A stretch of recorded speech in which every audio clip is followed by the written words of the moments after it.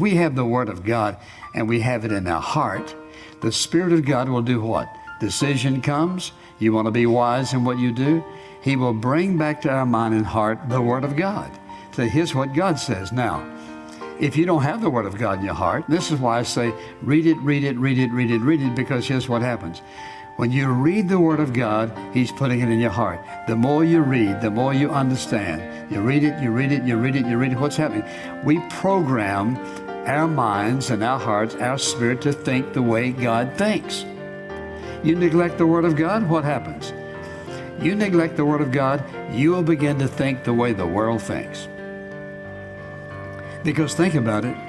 Think about how much you hear from television or your job or whatever it might be. You listen to all these things. You're bombarded with information. And then there's the little bit of time you spend reading the Word of God, which will naturally overpower the other. If you're not careful, you let the world's viewpoint overpower God's viewpoint. Then you make wrong decisions. That's why I believe that every believer should read the Word of God daily. Lord, reminding me. And you say, well, read where? The truth is, it doesn't make any difference. You're reading the Word of God, what's happening? He's getting His thoughts into your mind. And think about this. Think about the clash of what the world is saying to you and bombarding your mind with versus the Word of God.